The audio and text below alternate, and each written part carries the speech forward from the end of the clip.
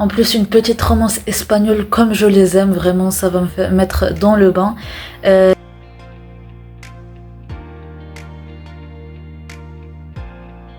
Yo todos, j'espère que vous allez bien, pour ma part ça va super. On se retrouve aujourd'hui pour une toute nouvelle vidéo où je vais vous présenter mon bilan de la mi-année. Commençons sans plus tarder avec un peu de statistiques. En début d'année, je me suis donné comme objectif de lire 100 livres et en 6 mois de lecture, j'en ai lu 69 et je suis très fière parce que vraiment ça équivaut à 69% de mon objectif.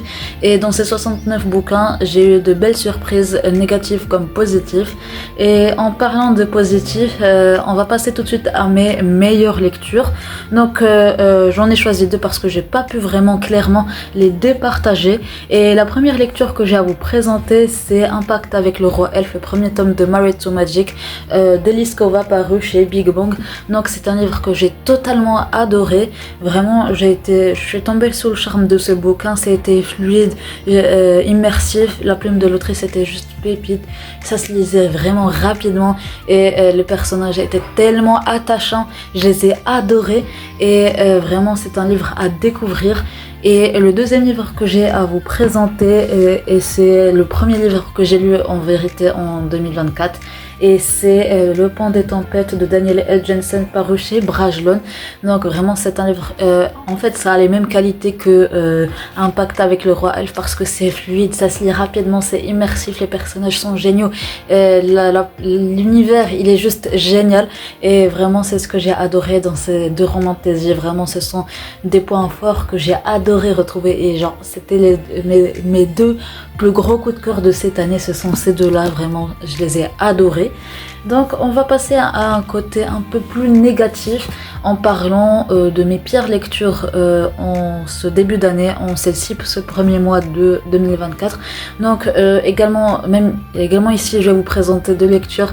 Cette fois-ci c'est une suite de sagas, c'est Adopted Love, le tome 2 et le tome 3.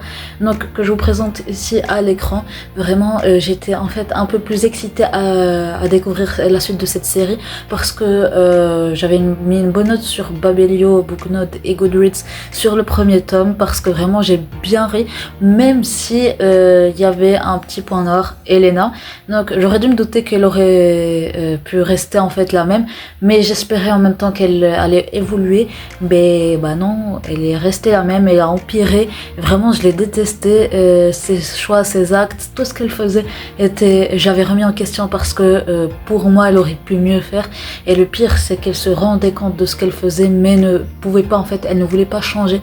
Au bout d'un moment ça en devenait rageant parce que vraiment c'est quelque chose qu'elle pouvait changer, elle pouvait se dire qu'elle pouvait dépasser cette étape. Je sais que c'est pas facile ce qu'elle avait, que je vais pas vous spoiler, mais vraiment sérieusement pour moi elle doit se battre.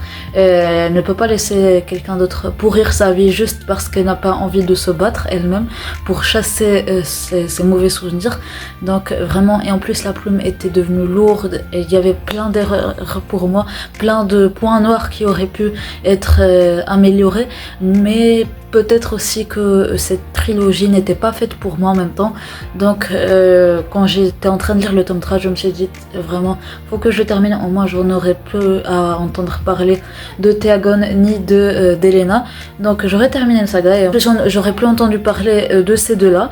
Bref, on va s'arrêter là pour le négatif et on va passer à une question un peu plus positive. Le plus beau livre qui a rejoint ma bibliothèque en ces 6 premiers mois, eh bien je vais vous représenter un des livres que je vous ai présenté au début et c'est Impact avec le roi elfe d'Eliskova. Donc vraiment c'est une pépite, il est juste trop beau. Donc les pages je garde, vraiment c'est juste trop beau. Il y avait aussi des images avec le collector que j'ai déjà accroché à mon mur parce qu'elles étaient trop belles. Elles illustraient deux scènes vraiment marquantes en fait pour moi évidemment du bouquin.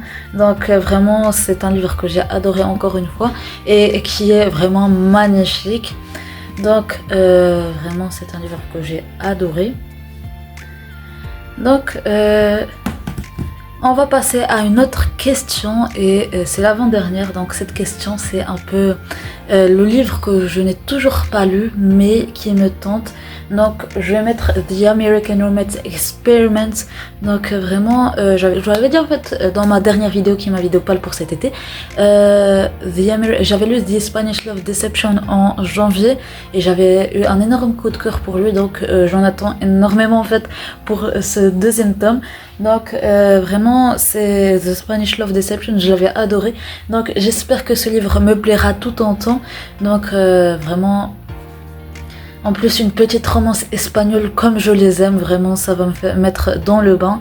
Donc dernière question, en fait dernier truc que je vais aborder avec vous, bah, c'est un petit point sur mes sagas en cours. Donc depuis le début de l'année j'ai terminé environ 10 sagas, si je me trompe pas. Je vais vous mettre le nombre exact à l'écran, mais en gros si je me souviens bien j'en ai terminé 10.